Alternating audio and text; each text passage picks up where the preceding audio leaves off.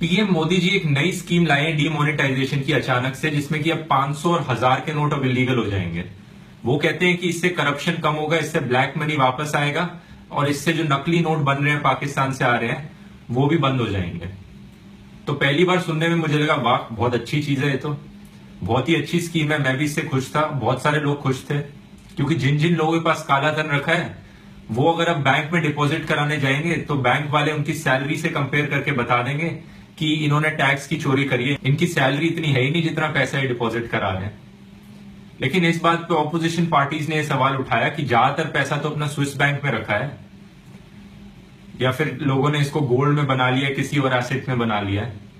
अब ये बात भी सही है, इससे पीएम मोदी खुद एग्री करते हैं। उन्होंने ट्वीट करके बोला था कि ज्यादातर पैसा तो स्विस बैंक में ही रखा है।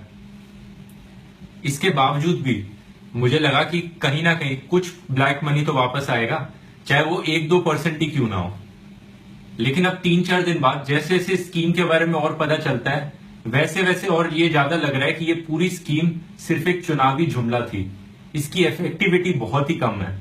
ऐसा इसलिए क्योंकि इस पूरे जश्न के पीछे सरकार ने छुप छुप के कुछ ऐसे डिसीजंस लिए हैं कि जिससे ये जितने भी करप्ट लोग हैं उनमें से आधे ज्यादा इस स्कीम से बच जाएंगे।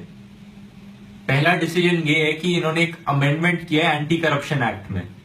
इस अमेंडमेंट की वजह से अब सीबीआई या कोई भी और इन्वेस्टिगेटिव एजेंसी किसी भी गवर्नमेंट एम्प्लॉय को इन्वेस्टिगेट नहीं कर सकती करप्शन पर। यानी सेंट्रल गवर्नमेंट में काम करने वाला कोई भी एम्प्लॉय, एक पियोन से लेके एक सेक्रेटरी तक, किसी को भी कोई भी इन्वेस्टिगेटिव एजेंसी इन्वेस्टिगेट नहीं कर सकती विदाउट परमिशन फ्रॉम अथॉरिटी, और ये अथॉरिटी गवर्नमेंट खुद ही है।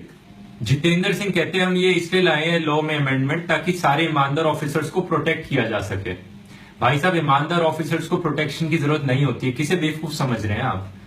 किसी को प्रोटेक्शन की जरूरत है तो वो है करप्ट पॉलिटिशियंस। और अब आपके इस अमेंडमेंट की वजह से सारे करप्ट पॉलिटिशियंस सेंट्रल गवर्नमेंट में काम करने वाले इस डीमोनेटाइजेशन की स्कीम से सेफ है। इनफैक्ट अब गवर्नमेंट चाहे तो ऑनेस्ट ऑफिसर्स को और गंदी तरह टारगेट कर सकती है। अब ये इन्वेस्टिगेटिव एजेंसीज को परमिशन देंगे नहीं भ्रष्टाचारी नेताओं पे इन्वेस्टिगेट करने की, और ये खाली ऑनेस्ट ऑफिसर्स पे परमिशन दे देंगे इन्वेस्टिगेट करने की।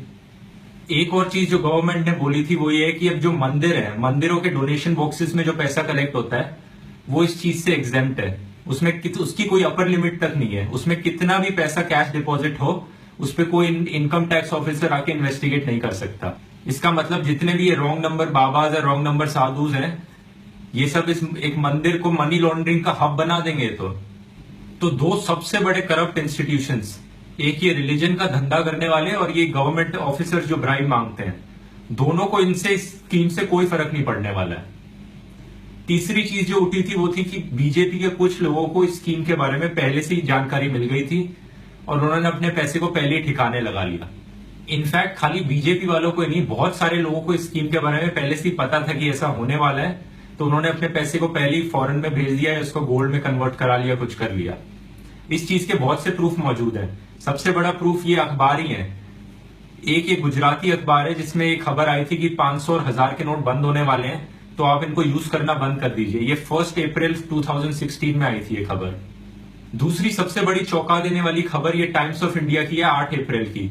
इन्होंने लिखा है कि स्टेट बैंक ऑफ इंडिया की स्टेटमेंट थी कि काफी सारे लोगों ने अपना कैश विथड्रॉ करना शुरू कर दिया, क्योंकि मार्केट में रूमर्स फैल रहे हैं कि 500 और 1000 के नोट बंद होने वाले हैं, तो लोगों ने कैश निकाल के उसको सेफ एसेट्स में डिपॉजिट करना शुरू कर दिया है, जैसे कि गोल्ड में या कुछ और खरीद लिया उस पैसे से। 8 अप्रैल, ये चीज 6-7 महीने पहले ही हो चुकी थी। इसके बाद सवाल ये उठा था कि फ्यूचर में जो करप्शन होगा उसको रोकने के लिए क्या किया जाएगा। नए नोट्स में कुछ खास बात है क्या? नहीं तो, क्योंकि 2000 का नोट 1000 के नोट से बड़ा होता है तो फ्यूचर में ब्लैक मनी कलेक्ट करना और आसान हो जाएगा, जो कि सेंस बनाता है, ऐसा हो ही जाएगा। लेकिन कुछ लोगों ने इस बात पे रूमर उठाया कि नए नोट्स में एक नैनो जीपीएस होगा। वो कहते हैं कि नैनो जीपीएस सैटेलाइट से कांटेक्ट करके सरकार को बता देगा कि आप ब्राइब दे रहे हो तो आप पकड़े जाओगे। ऐसा कुछ नहीं है, सब बकवास है। इनफैक्ट नए नोट्स में एक भी नया सिक्योरिटी फीचर तक नहीं है। तो ये कहना कि जो पाकिस्तान से नकली नोट्स बन के आ रहे हैं ये बनने कम हो जाएंगे फ्यूचर में, ये कहना भी गलत होगा, क्योंकि नए नोट्स में कोई भी सिक्योरिटी फीचर नए नहीं है। एक और चीज जो डीमोनेटाइजेशन स्कीम के बारे में उठी थी वो थी कि लोगों को कितनी परेशानी हो रही है इसमें मैं ज्यादा कुछ कहना नहीं चाहता हूं। ये आपको सोशल मीडिया पे खुद ही दिख रहा होगा या आपको खुद ही एक्सपीरियंस करने को मिल रहा होगा।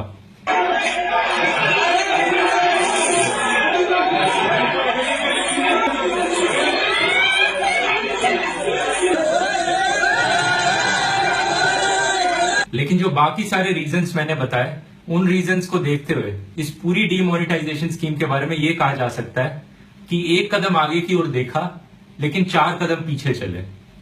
तो ये थी मेरी राय स्कीम के ऊपर। धन्यवाद।